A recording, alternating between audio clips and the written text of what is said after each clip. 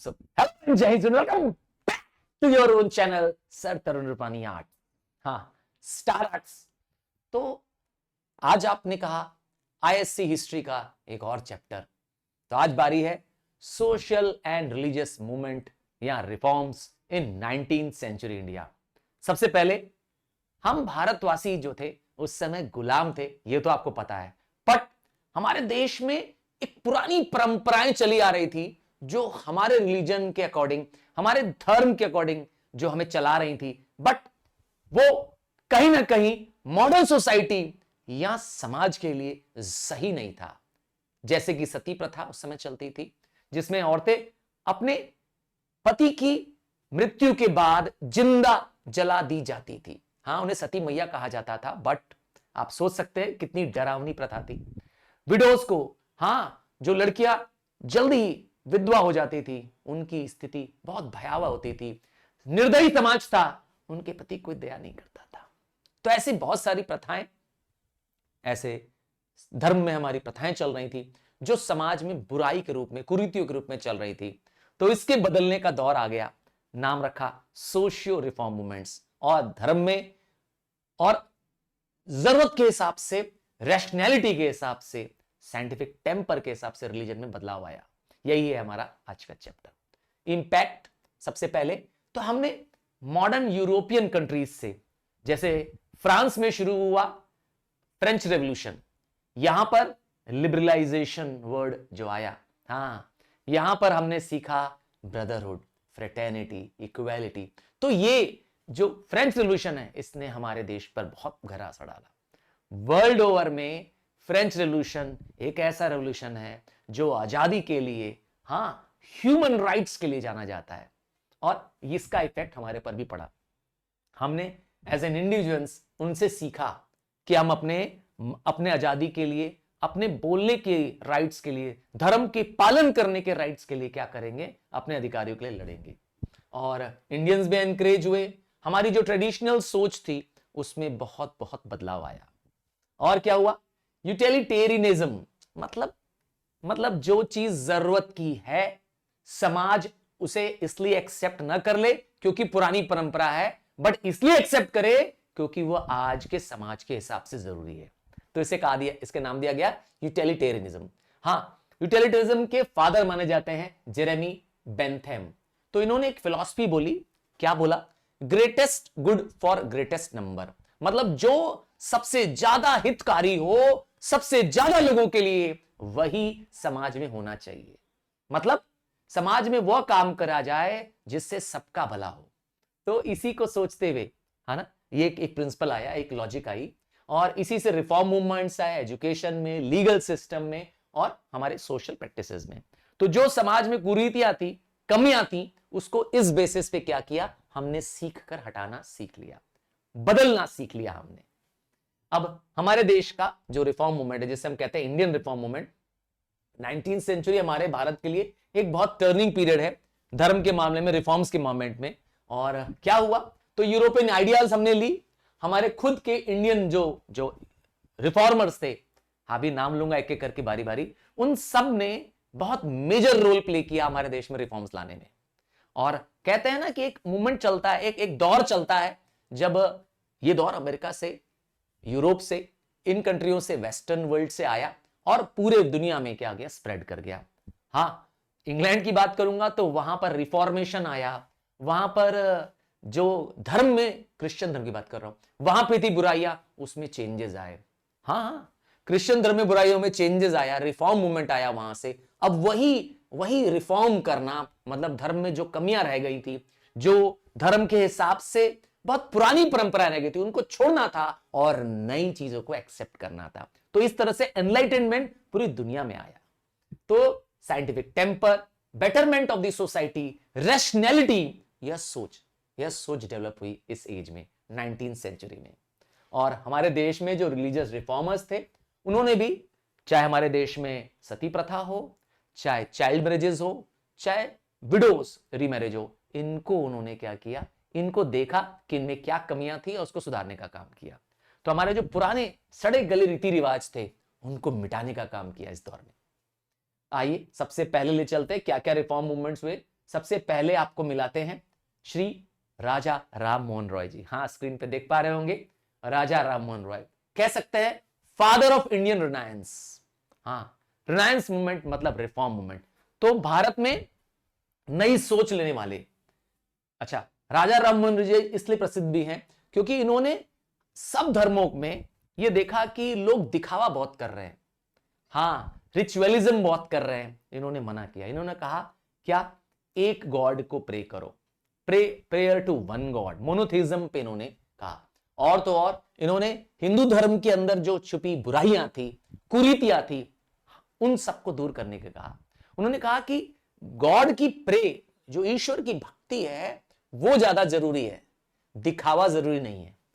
और तो और इन्होंने abolition of Sati, child marriage और प्रमोशन ऑफ विडोज एजुकेशन, इस पे बहुत इंपॉर्टेंट रोल प्ले किया। कई बार ऐसा भी माना जाता है कि राजा राम मोहन रॉय, इन्होंने एक बुक लिखी थी गिफ्ट टू मोनोथेइज्म, जिसमें उन्होंने बताया, समाज को एक दर्शन दिया, समाज को एक ज्ञान दिया, और पहले इसका नाम था ब्रह्मो सभा, बाद में इसी का नाम हो गया ब्रह्मो समाज। हाँ, ये ब्रह्मो समाज के थ्रू उन्होंने एनलाइटनमेंट करने को, लोगों को जागरूक करने का एक बहुत इंपॉर्टेंट रोल प्ले किया। ठीक है, आइए अगले रिफॉर्मर के पास ले चलते हैं आपको। हाँ, अगले रिफॉर्मर हैं स्वामी दयानंद सरस्वती। ये भी रिलीजियस रिफॉर्मर है। इन्होंने हमारे देशवासियों को याद दिलाया, यकीन कराया कि हम जिस रिलीजन को फॉलो करते हैं वह सर्वश्रेष्ठ है। उन्होंने हमें हमारे वेदों के बारे में बताया। उन्होंने एक स्लोगन दिया, बैक टू वेदास। तो इस तरह से उन्होंने लोगों को एम्फसाइज किया कि हमारे जो पुराने ग्रंथ थे, जिसमें ऋषि मुनियों ने जो लिखा हमारे धर्म के बारे में, हमें जो दर्शन दिया, जो ज्ञान दिया, उसको हमको फॉलो करना चाहिए। हमें यह महसूस नहीं करना चाहिए कि हमें वेस्टर्न लोग डोमिनेट कर पाए, उनका कल्चर, उनका रिलीजन डोमिनेट कर पाए। हम खुद में महान हैं। हम भारतवासी एक महान धर्म को फॉलो करते हैं, एक महान परंपरा से चले आए हैं, हमें उसका याद दिलाया उन्होंने। और क्या किया इन्होंने भी, आइडल वर्शिप की बुराई की, कास्ट सिस्टम का विरोध किया, क्योंकि कुछ कमियां तो मैंने कहा था धर्मों में थी ही, तो उनका इन्होंने क्या किया, विरोध किया। और तो और विडोज एजुकेशन और स्पेशली गर्ल चाइल्ड एजुकेशन, इन सब पे इन्होंने विशेष ध्यान दी। आगे बात करेंगे नेक्स्ट रिफॉर्मर की, और वो है, हाँ, वो है सर सैयद अहमद खान। क्या सर सैयद अहमद खान क्यों इतने महान है? तो इनको जोड़ा गया है, इनका नाम जोड़ा जाता है मोहम्मदन एंग्लो ओरिएंटल यूनिवर्सिटी, जिसको हम अलीगढ़ यूनिवर्सिटी के नाम से जाना जाते हैं। हाँ, इस मूवमेंट के फाउंडर भी थे। क्या खास बात थी? तो इनका थॉट प्रोसेस हमारी तरह ही था। इनका मानना था कि एजुकेशन, खास करके वेस्टर्न एजुकेशन, बहुत जरूरी है मुस्लिम्स के लिए। तो उन्होंने मुसलमानों पे, जो कि सबसे बैकवर्ड कम्युनिटी थी, सबसे कम उस जमाने में पढ़ने लिखने वाले लोग थे, हाँ, क्योंकि ज्यादातर ये लोग क्या करते थे, अपने रिलीजन को फोकस करते थे, ऑर्थोडॉक्स हो जाते थे, जिसकी वजह से ये कह सकते हैं ना कि पिछड़ गए थे। तो इन्होंने इस बात का क्या जोर दिया कि मुस्लिम्स को मॉडर्न एजुकेशन मिलनी चाहिए, इसीलिए इन्होंने फाउंड किया अलीगढ़ यूनिवर्सिटी। इन्होंने अपलिफ्टमेंट ऑफ मुस्लिम्स किया, मॉडर्न एजुकेशन लाया, और सबसे इंपॉर्टेंट है, इन्होंने मुसलमानों को बताया कि कैसे वो हमारे समाज में ऊंचे दर्जे की सोच रख सकते हैं। क्योंकि कई बार ऐसा भी होता है कि आपको कहते हैं ना कि जो विद्या है, जो ज्ञान है, वो आपकी माइंड को ब्रॉडन कर देती है। तो ये सोच लाने वाले व्यक्ति थे सर सैयद अहमद खान। इन्होंने सोशल पॉलिटिकल रिफॉर्म मूवमेंट लाया। वो धर्म में रैशनलिज्म लाना चाहते थे, साइंस लेना चाहते थे। बात कर रहा हूं मैं, याद रखिएगा, मुस्लिम धर्म की। और क्या खास बात है, इन्होंने मुसलमानों को एक सेपरेट आइडेंटिटी देने के लिए, अर्थात मुसलमानों की एक अलग पहचान हो, इंडियन मुस्लिम्स को इंग्लिश आए, वेस्टर्न एजुकेशन आए, प्रोग्रेसिव लर्निंग मिले, इसके लिए उन्होंने क्या किया, ये यूनिवर्सिटी बनाई। नाम था अलीगढ़ मुस्लिम यूनिवर्सिटी। हाँ, आज भी ये है अलीगढ़ में, याद रखिएगा। बात करते हैं कुछ कॉमन फीचर्स। तो आपने कुछ रिफॉर्मर्स का नाम देख लिया। अब इन सारे रिफॉर्मर्स में कुछ तो कॉमन है। आइए, सबसे पहला कॉमन फीचर है, ये सारे रिफॉर्मर्स हमारे इंडियन रिफॉर्मर्स हैं, इन्होंने रैशनलिज्म की बात की। रैशनलिज्म मतलब सोच, बुद्धि से काम लेना, कोई भी चीज को क्या करना, out of science, out of understanding, out of knowledge, out of reason सोचना, बिना लॉजिक के, बिना रीजन के किसी चीज को न मानना। समझ में आया? ये था रैशनलिज्म। तो इससे क्या होगा? इससे सुपरस्टिशन चला जाएगा, जो डॉगमाज है, हाँ, रिलीजियस टैबूज है, उसको हम छोड़ने लगेंगे। अब एक एग्जांपल देता हूं तुम्हें। हाँ, मैं भी तुम्हें एग्जांपल दे रहा हूं कि बिल्ली रास्ता काट जाती है तुम्हारा, क्या करते हो तुम? सच बताना, सच बताना, तुम क्या करते हो? चलो मैं बताता हूं, कुछ लोग क्या करते हैं। बिल्ली रास्ता काट जाती है, कुछ लोग क्या करते हैं, अपना रास्ता बदल देते हैं। बिल्ली रास्ता काट जाती है, कुछ लोग क्या करते हैं, थूकते हैं वहां पर, कहते हैं नहीं बिल्ली रास्ता काट गई है, पहले थूको।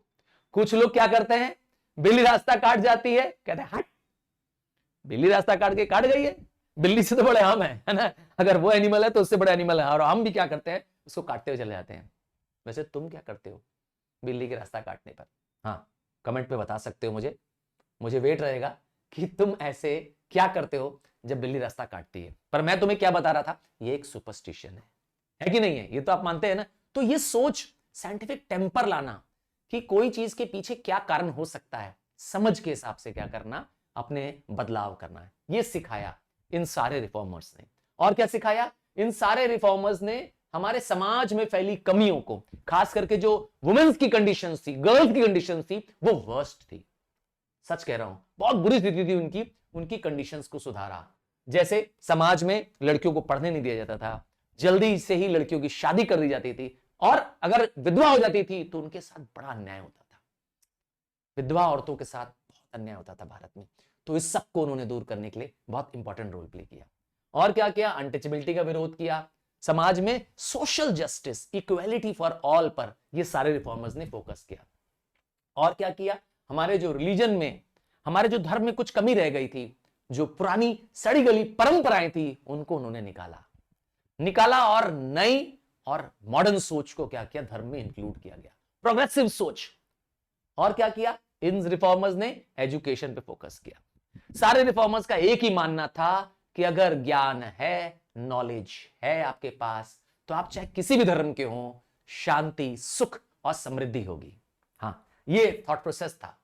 और खास करके किसकी पढ़ाई?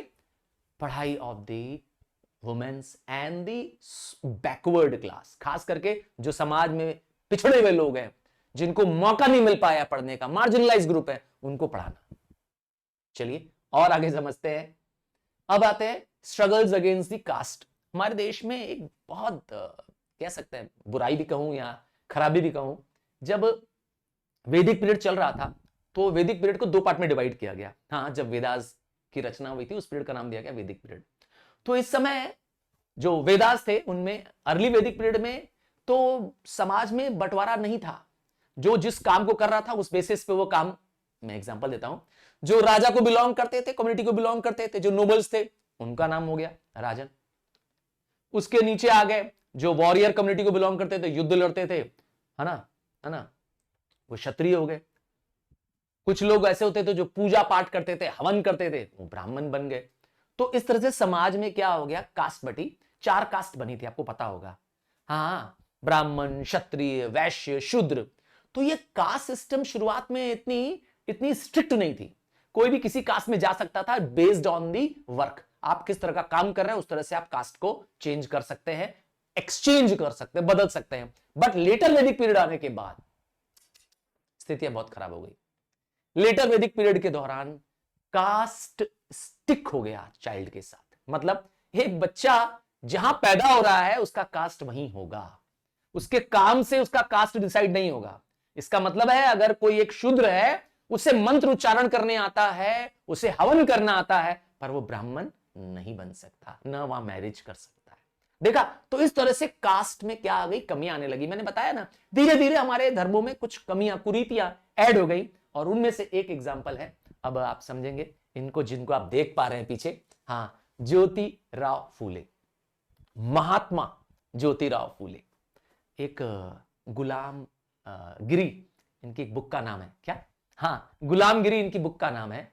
इन्होंने अपनी इस बुक में लिखा कि ये खुद माली जानते हैं ना? हाँ, ये माली फैमिली को बिलोंग करते थे, ये खुद भी एक लो कास्ट को बिलोंग करते थे। और उन्होंने जीवन में जो संघर्ष किया, जो उन्होंने परेशानी देखी, उन्होंने अपनी एक ऑटोबायोग्राफी लिखी, गुलामगिरी। इसमें लिखा, इन्होंने बताया कि किस तरह से समाज में इन कास्ट के लोगों को, जो सो कॉल्ड लो कास्ट के लोग हैं, इनको बहुत दबाया कुचलाया गया।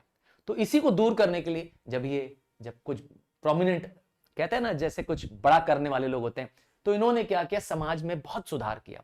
कास्ट का इन्होंने विरोध करना शुरू किया और इन्होंने सबसे ज्यादा रोल जो प्ले किया हुआ था वो वुमेन एंड गर्ल्स एजुकेशन पे।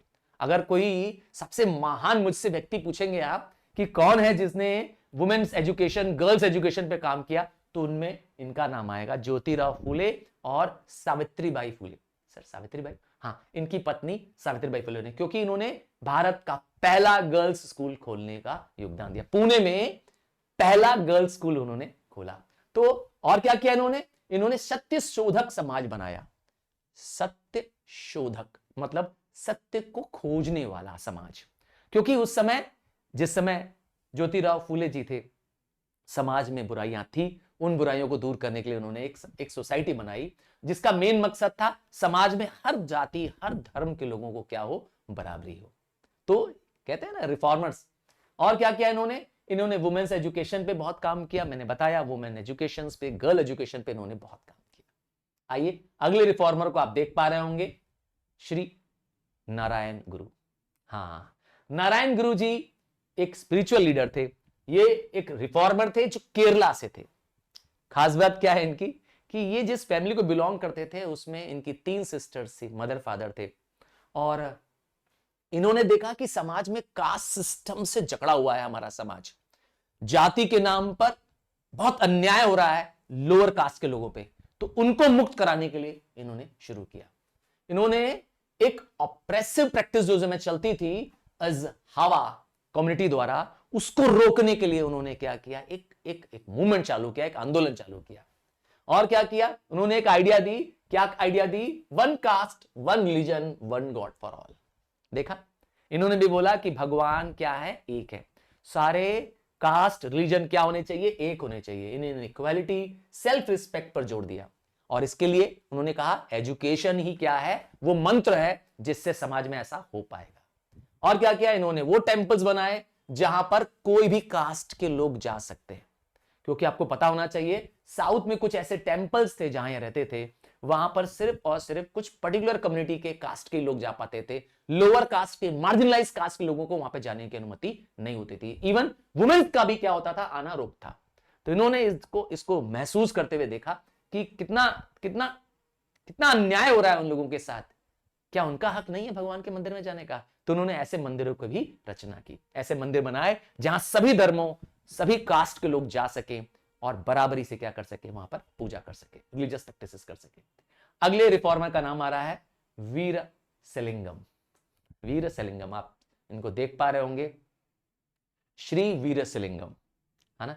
इनको कंडुकरी वीरसेलिंगम। हाँ, अब मैं थोड़ा सा साउथ एक्सेंट में बोलने की कोशिश कर रहा था। तो ये आंध्र के सोशल रिफॉर्मर थे और इन्होंने भी समाज में फैली बुराइयां, खास करके उस समय चाइल्ड मैरिजेस और अनटचेबिलिटी, इसका विरोध किया। इन्होंने एक आंदोलन चलाया, एक संस्था भी बनाई और संस्था का नाम था राजमुंद्री सोशल रिफॉर्म एसोसिएशन। कब बनाई? 1878। तो क्या खास बात थी? तो इस एसोसिएशन में यंग स्टूडेंट्स मेंबर थे। हाँ, यंग लड़के इनमें मेंबर्स थे। इनको उन्होंने पूरे आंध्र प्रदेश में भेज दिया कि जाओ उस लड़कों को खोजो जो विधवाओं से शादी कर सकते हैं। हाँ, कितनी बड़ी बात बोल रहा हूं, सब उस जमाने में, क्योंकि मैंने कहा ना विडोज की हालत बहुत दयनीय थी। औरतों की तो कोई गलती है नहीं अगर उनका पति मर जा रहा है, पर उस जमाने में जब कोई औरत विधवा हो जाती थी उसके साथ बड़ा अन्याय होता था। अक्सर समाज सारा इल्जाम पति के मरने का उस औरत पे लगा देता था, उसका जीना दुश्वार कर देता था। तो उन्होंने तय किया कि हम विडो रीमैरिजेस को प्रमोट करेंगे, हाँ, वीरसेलिंगम जी ने। और इसीलिए उन्होंने ये संस्था बनाई और यंग मैन्स जो कि विडो से शादी करना चाहते हैं उनको उन्होंने प्रमोट किया और करवाया भी।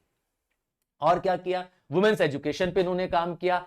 लोअर कास्ट के लोगों को, हाँ, डाउन ट्रॉडन लोगों को अपलिफ्ट करने में भी इन्होंने बहुत बड़ा योगदान किया। इनको एक बार इसके लिए भी जाना जाता है कि फर्स्ट वुमेन मैगजीन, हाँ, औरतों के लिए स्पेशली इन्होंने मैगजीन रखी, नाम था विवेक वर्धनी टू स्प्रेड सोशल अवेयरनेस। आई, तो इस तरह से रिफॉर्मर्स हमारे देश के, जो आपने भी जितने सुने, शायद मुझे पता है कि आपको और भी बहुत रिफॉर्मर्स के नाम पता होंगे, बट ये जो रिफॉर्मर्स जो मैं आपको दिखा रहा हूं, जो आपके सिलेबस में है, इन रिफॉर्मर्स ने ये जरूर एक मैसेज दिया कि हमारे देश में जो कुछ कमियां रह गई थी चाहे वो रिलीजियस कमी रही हो, चाहे कास्ट बेसिस में कुछ कमी रह गई हो, उसको दूर करना जरूरी है। साइंटिफिक टेम्पर लाना देश में जरूरी है।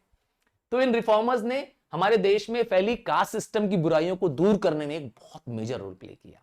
एजुकेशन को प्रमोट करने में एंड स्पेशली वुमेन एजुकेशन को प्रमोट करने में बहुत मदद किया। ठीक है, upliftment of social, upliftment of the weaker section में बहुत बहुत योगदान किया। आइए अगले पढ़ते हैं, the women question in 19th century. तो क्या स्थिति थी औरतों की?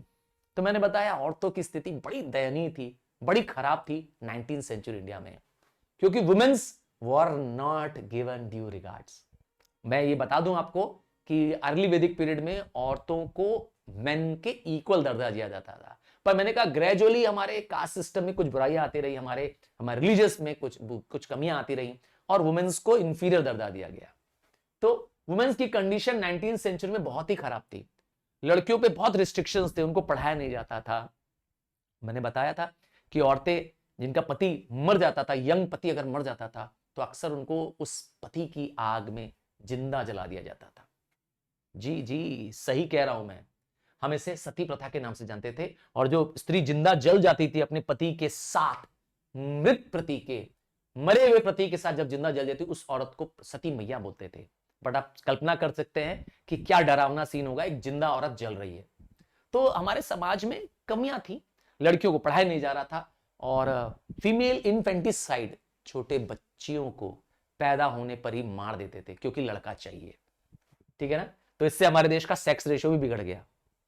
और क्या हुआ, लड़कियों को सिर्फ डोमेस्टिक रोल्स दिए गए, उनको राइट टू इनहेरिटेंस मतलब प्रॉपर्टी में हिस्सा नहीं मिला, एजुकेशन का राइट नहीं मिला, एंड इंपॉर्टेंट था उनको बहुत सारे फ्रीडम्स नहीं मिले क्योंकि उनको घर के अंदर कैद कर दिया गया, 4 दीवारों में कैद कर दिया गया। आइए कुछ एक्ट्स जो उसमें बदलाव लाए, उनमें सबसे बड़ा एक्ट है sati, abolition of sati. Lord William Bentinck एक बहुत ही अच्छे प्रोग्रेसिव वॉइसरॉय थे। इन्होंने ये कानून बनाया एबोलिशन ऑफ सती 1829। किसके इन्फ्लुएंस में आकर के? Under the influence of the Raja Rammohan Roy ji. Raja Rammohan Roy ने इस एक्ट को पास कराया, और ये एक्ट वुमेन लिबर्टी के लिए, कह सकते हैं कि औरत की रक्षा के लिए एक बहुत बड़ा कानून बन गया। और क्या हुआ आइए देखें। और आया विडो रीमैरिज एक्ट। ईश्वर चंद विद्यासागर ये नाम, हाँ, विडो रीमैरिज एक्ट को पास कराने में ब्रिटिशर्स को कहते हैं ना मजबूर कर देना कि एक्ट बनाया जाए, इसके लिए ईश्वर चंद विद्यासागर जी, इन्होंने ही क्या किया, गवर्नमेंट को प्रमोट किया कि ऐसा कानून लाएं। और इसके बाद समाज में जो मैंने कहा ना, औरत को जो विधवा हो जाती थी उस पर लांछन लगाया जाता था, उस पे कहते हैं ना सारे गंदे अपराध लगाए जाते थे कि तेरी वजह से तेरा पति मर गया, और उसको घर में नहीं रखते थे, समाज में बड़ी घृणा की भावना से रखते थे, बहुत बहुत बेइज्जती होती थी, बहुत नफरत करते थे लोग समाज वाले। तो उन्होंने उनको उसका असली कहते हैं ना हक दिलवाया, उनकी शादी होने का एक कानून बनवाया जिससे कोई उसको रोक ना सके, और तो और अच्छा जीवन जी सके, सम्मानजनक जीवन जी सके विधवाएं, ऐसा उन्होंने मदद किया। और आते हैं फीमेल इन्फेंटिसाइड, छोटी बच्चियों को पैदा होते ही, हाँ नवजात बच्चियों की बात कर रहा हूं, उनको मार दिया जाता था। तो इसको रोकने के लिए कानून बना, फीमेल इन्फेंटिसाइड प्रिवेंशन एक्ट 1890। क्यों ऐसा करते थे? क्योंकि लड़के की चाहत। और लड़की को मारते क्यों थे जानते? क्यों लड़कियों को मार देते थे? बस इसलिए क्योंकि लड़कियों की शादी में बहुत खर्चे होने वाले हैं, लड़कियों के ऊपर कई सारे डर लगे रहते थे कि इस लड़की के साथ कहीं ऐसा ना हो जाए, कहीं वैसा ना हो जाए। तो इस डर से लड़की रहेगी नहीं तो परेशानी ही नहीं रहेगी, उसको बचपन में ही खत्म कर दो। देखा? और लड़का रहेगा तो घर का चिराग होगा, और क्या क्या पूत बनेगा, क्या क्या सट, nonsense, you know it now. हाँ, अब ये सब नहीं है, अब सब बराबर है। तो गवर्नमेंट ने उस जमाने में देखा ये कानून पास किया। आते हैं एज ऑफ कंसेंट 1891। देखिए ये कानून क्या कहता है? ये कानून कहता है कि अगर कोई लड़का या लड़की 10 साल का है, उसकी एज बढ़ाकर कर दी गई 12 साल, अब वो शादी कर सकता है। सोच लीजिए 10 से 12 साल, सिर्फ 2 साल का बढ़ाया गया, जबकि आजकल जो करंट है कानून वो 18 ईयर्स फॉर गर्ल्स के लिए एंड 21 ईयर फॉर बॉयज के लिए। आपको पता होना चाहिए मिनिमम एज टू मैरी।